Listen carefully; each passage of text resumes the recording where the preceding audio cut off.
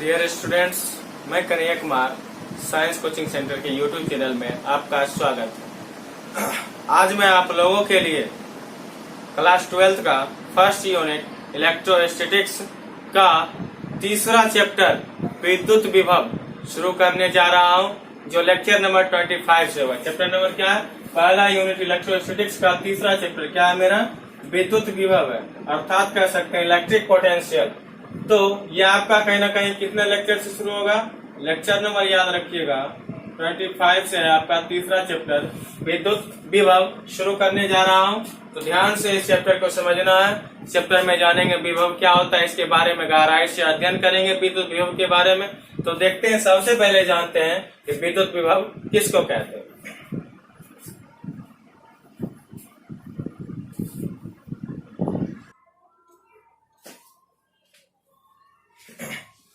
तो चलिए आगे हम जानते हैं कि विद्युत विभव किसको कहते हैं।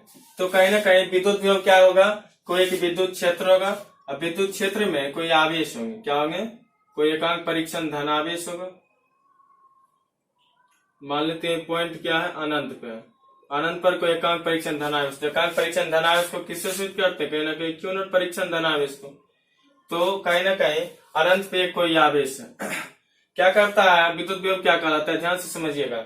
अनंत पर कोई आवेश को, मतलब कोई इन्फिनिटी पर आवेश रहेगा, उसको कहेगा, मान लीजिए कोई है पदार्थ है, कहेगा यहाँ है, कहेगा यहाँ से यहाँ तक लाने में, या यहाँ से यहाँ तक उठा के लाइए।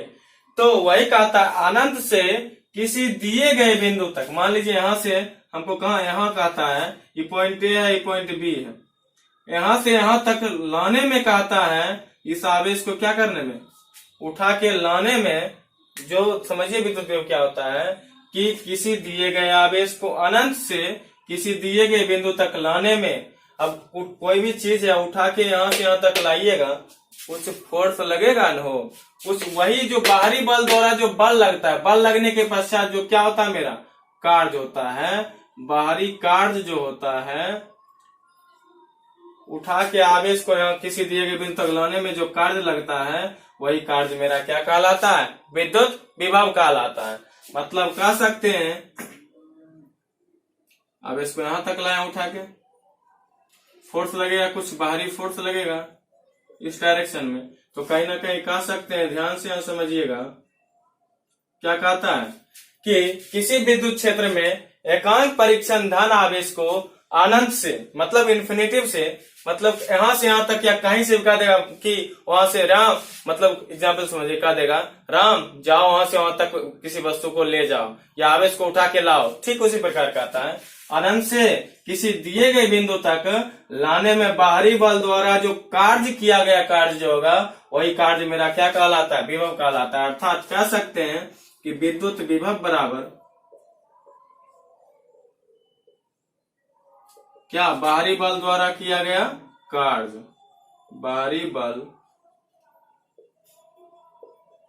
द्वारा किया गया कार्य बटे बाहरी बल द्वारा किस पर कार्य कर रहा है? तो कहीं ना कहीं आवेश पे कर रहा है। बटा क्या? आवेश हमने क्या माना है? परीक्षण धन आवेश या परीक्षण आवेश।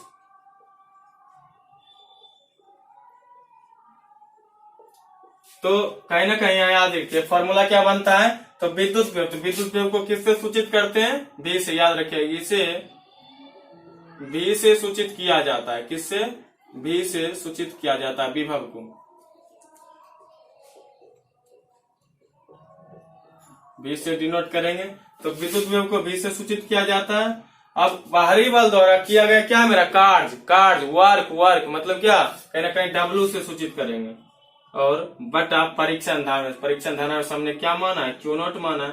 मतलब यदि क्यू मानिएगा तो क्यू हो जाएगा, मतलब जो आवेश मानिएगा वो आवेश हो जाएगा। मतलब मेनली आपका मेरे पास फॉर्मूला आया विभव के लिए, V बराबर क्या? W by q naught. V बराबर W बाय क्यू नॉट। मतलब यहाँ से ये हो गया V बराबर W बाय क्यू नॉट। जब फॉर्मूला आया तो कहीं ना कहीं ऐसे नोट पॉइंट 2 पॉइंट निश्चित हो जाते हैं। जब कोई फॉर्मूला आते हैं तो SI मात्रक और बीमा। तो आगे देखते हैं विभव का SI मात्रक और बीमा क्या होता है।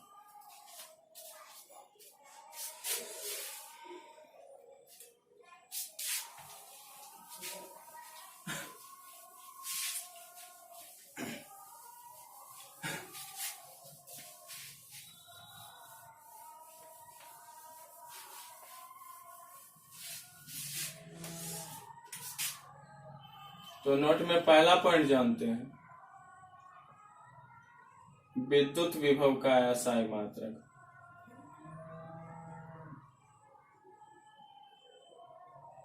तो आप जानते हैं कि V बराबर क्या होता है, W/Q0। मतलब V का एसआई मात्रक बराबर क्या हो जाएगा, W का एसआई मात्रक बटे Q0 का एसआई मात्रक। अब W क्या है, कार्य का एसआई मात्रक क्या होता है, जूल होता है। अब Q क्या है, आवेश का एसआई मात्रक कूलम होता है।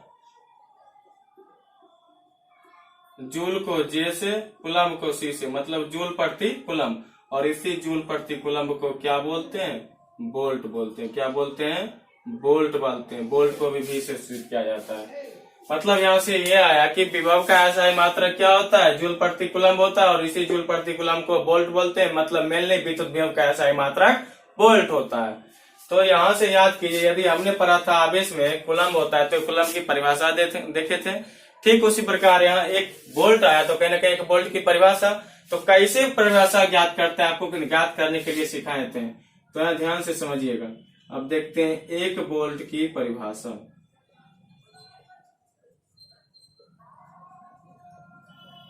ध्यान से समझिए। तो आप जानते हैं V बराबर क्या होता है, W/Q0।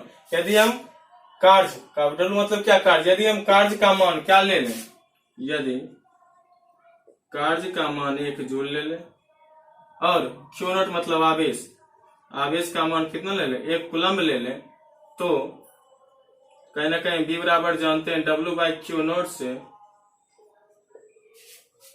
कार्य का मान 1 जूल बटे 1 कूलम। और इसी 1 जूल बटे कूलम को क्या बोलते हैं, एक वोल्ट बोलते हैं। मतलब मेनली फॉर्मूला, परिभाषा कैसे आएगा सो देखिए। तो परिभाषा मेनली कह सकते हैं कि किसी विद्युत क्षेत्र में 1 कूलम धन आवेश को अनंत से बाहरी बल द्वारा किया गया कार्य, अनंत से किसी दिए गए बिंदु तक लाने में बाहरी बल द्वारा किया गया कार्य यदि 1 जूल हो तो उत्पन्न विभव का मान क्या कहलाता है, 1 वोल्ट कहलाता है। फिर से सुनिएगा, यदि किसी विद्युत क्षेत्र में 1 कूलम धन आवेश को अनंत से किसी दिए गए बिंदु तक लाने में बाहरी बल द्वारा किया गया कार्य 1 जूल हो तो उत्पन्न विभव का मान 1 वोल्ट कहलाता है। मतलब ये आपका दूसरा पॉइंट है। कहीं ना कहीं 1 वोल्ट की परिभाषा समझने में प्रॉब्लम नहीं। तो अगला पॉइंट जानते हैं, इसका डायमेंशन क्या होता है, बीमा क्या होता है। जानते हैं V बराबर क्या होता है, W/Q0।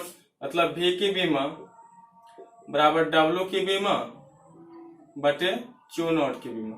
अब W क्या है, कार्य। तो कार्य की बीमा होती है mL2T-2। अब Q क्या, आवेश। तो आवेश की बीमा AT।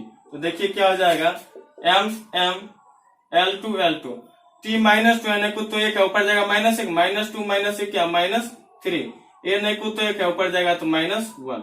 मतलब कहीं ना कहीं V की बीमा क्या है, ML2T-3A-1। अब इसमें कुछ ये आपका था 3 पॉइंट, इसमें कुछ और पॉइंट के बारे में जानते हैं। जैसे दे देगा कि एक प्रोटॉन पर कितना आवेश होता है, कि इलेक्ट्रॉन पर आवेश कितना। ये कुछ पॉइंट है जो आपको न्यूमेरिकल में आगे काम देगा। तो इसके बारे में जान लेते हैं एक बार।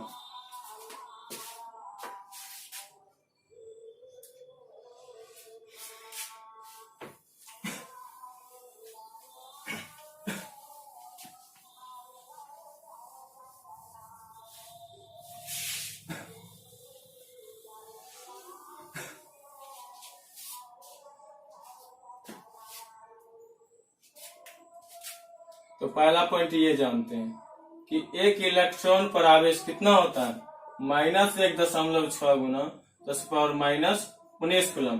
दूसरा पॉइंट ये देखते हैं कि एक प्रोटॉन पर आवेश कितना होता है, चार्ज कितना होता है।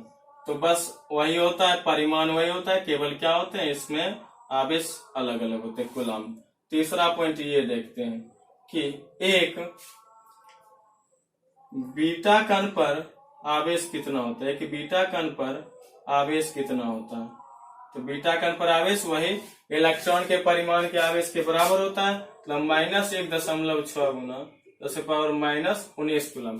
चौथा पॉइंट ये कि एक अल्फा कण पर कितना आवेश होता है, सब न्यूमेरिकल में आगे काम देता है। और पीछे भी हम बहुत सारा न्यूमेरिकल आपको बतलाए, उसमें भी ये सब आए थे, वहां भी बतलाए थे। एक अल्फा कण पे कितना हो जाएगा, तो कहीं ना कहीं प्रोटॉन का 2 गुना होता है, तो क्या है +3.2 गुना 10⁻⁻19 कूलम। इसके बाद 5वां पॉइंट ये याद रखिएगा कि पृथ्वी की त्रिज्या कितनी होती है,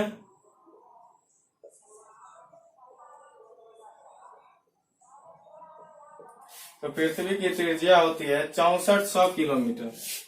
6400 किलोमीटर, मीटर में चेंज कीजिएगा तो अपना कर लीजिएगा। इसके बाद पृथ्वी का द्रव्यमान कितना होता है, भार कितना होता है, भार नहीं द्रव्यमान, पृथ्वी का द्रव्यमान। तो पृथ्वी का द्रव्यमान याद रखिएगा 6 गुना 10⁻24 केजी होता है। ये कुछ पॉइंट थे, ये पॉइंट आपको याद रखना पड़ेगा और इन्हीं पॉइंट कुछ पॉइंट की सहायता से आपका न्यूमेरिकल आगे हल होगा। तो बस आज के लिए इतना ही, फिर मिलेंगे अगले लेक्चर के साथ। थैंक्स।